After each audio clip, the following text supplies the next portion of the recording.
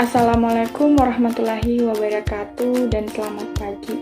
Perkenalkan, nama saya Nur Akira Sakira dengan NPM 2040 605008. Saya dari Universitas Borneo Tarakan, Fakultas Keguruan dan Ilmu Pendidikan, jurusan Pendidikan Guru Sekolah Dasar angkatan 2020.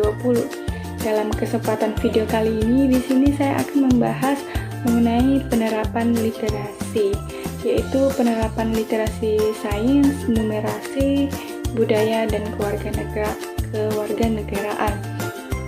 Yang pertama yaitu literasi sains. Literasi sains adalah kemampuan mengidentifikasi, memahami, dan memaknai isu-isu yang terkait sains yang diperlukan seseorang untuk mengambil keputusan berdasarkan bukti-bukti saintifik. Nah, literasi sains juga merupakan tujuan utama dari pendidikan sains. Literasi sains bersifat multidimensional, bukan hanya memahami terhadap pengetahuan sains, melainkan lebih dari itu. Melalui literasi sains, siswa dapat menanya, menemukan, dan menentukan keputusan yang dikembangkan dari rasa keingintahuannya berkaitan dengan pengalaman hidupnya sehari-hari untuk dapat dimaknai. Nah, pemahaman dan pemaknaan terhadap karakteristik sains merupakan ciri seorang yang melek sains.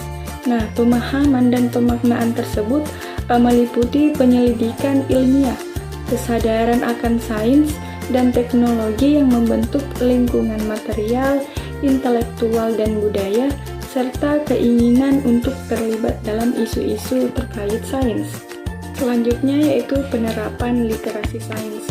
Penerapan literasi sains dalam pembelajaran mata pelajaran IPA. Nah, di dalam penerapan pembelajaran IPA, di sini siswa diharapkan mempunyai pemahaman yang berkaitan dengan fenomena alam sekitarnya, keanekaragaman, fakta-fakta yang bersifat lintas sains atau pengetahuan untuk memahami keterkaitan konsep satu dan yang lainnya.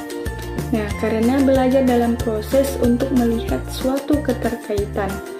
Karena di sini siswa juga diberikan pembelajaran yang mengaplikasikan konsep-konsep sains di dalam kehidupan sehari-harinya.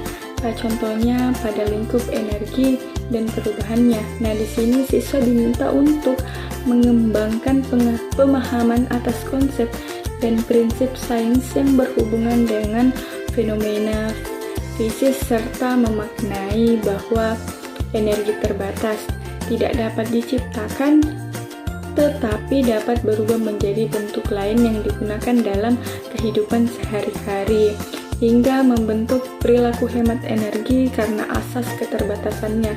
Nah, sedangkan pada bidang kajian makhluk hidup dan proses kehidupannya, siswa diminta untuk mengembangkan konsep dan prinsip sains yang berhubungan dengan sistem organ pada manusia.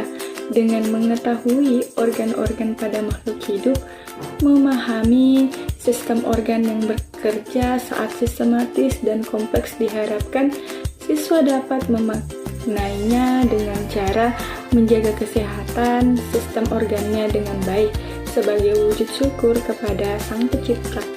Selanjutnya, literasi numerasi. Literasi numerasi dapat diartikan sebagai kemampuan untuk mengaplikasikan konsep bilangan dan keterampilan operasi hitung di dalam kehidupan sehari-hari. Dan sedangkan literasi numerasi juga mencakup kemampuan untuk menerjemahkan informasi kuantitatif yang terdapat di lingkungan sekitar kita. Nah, singkatnya begini, literasi numerasi adalah kemampuan atau kecapan dalam mengembangkan pengetahuan dan keterampilan menggunakan matematika dengan percaya diri di seluruh aspek kehidupan. Nah, literasi numerasi meliputi pengetahuan, keterampilan, perilaku, dan perilaku positif. Nah, literasi numerasi berbeda dengan matematika, karena pengetahuan matematika hanya terpadu pada penyelesaian masalah dengan rumus atau pemahaman konsep semata. Nah, adapun kemampuan literasi numerasi mencakup keterampilan atau mengaplikasikan konsep dan kaidah matematika dalam situasinya sehari-hari. Meskipun kemampuan matematika saja tidak membuat seorang memiliki kemampuan numerasi. Dan selanjutnya yaitu penerapan literasi numerasi.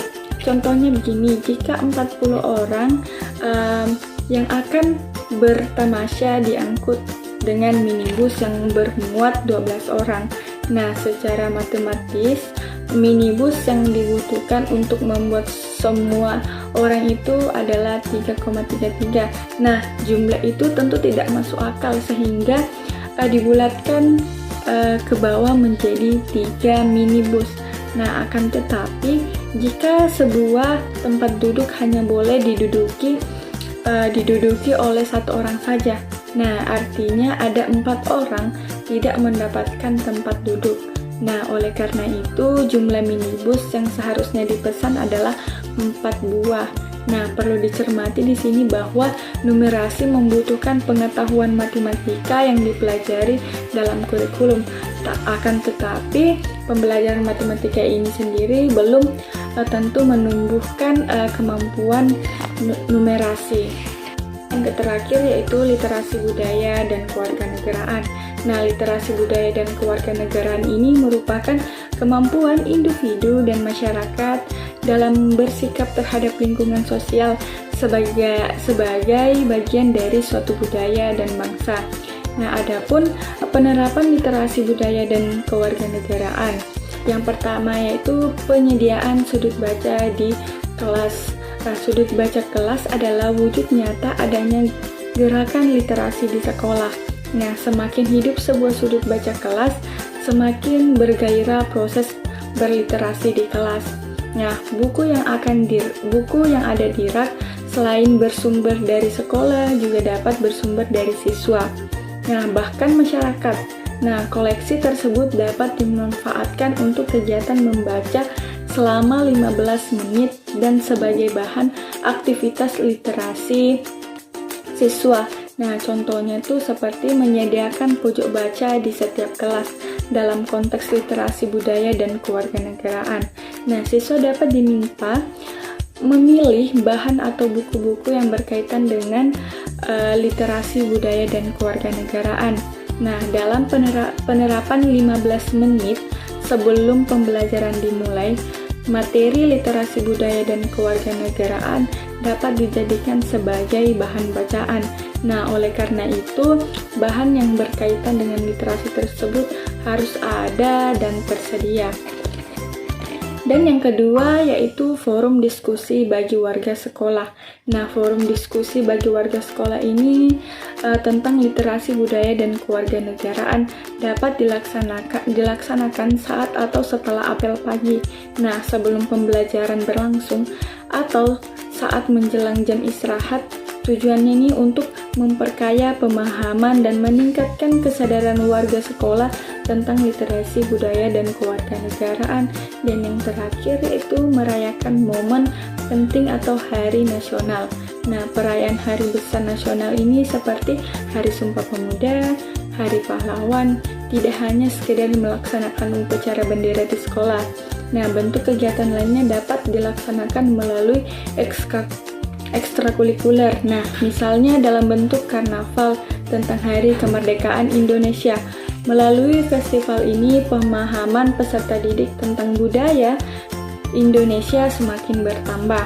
Nah, selain itu, festival ini juga dapat menumbuhkan, mengembangkan, memaham dan kesadaran warga sekolah tentang nilai-nilai sejarah sebagai wujud praktik kewarganegaraannya yang baik. Contohnya itu kita seperti merayakan festival Hari Kemerdekaan setiap bulan Agustus. Sekian dan terima kasih. Wassalamualaikum warahmatullahi wabarakatuh dan selamat pagi.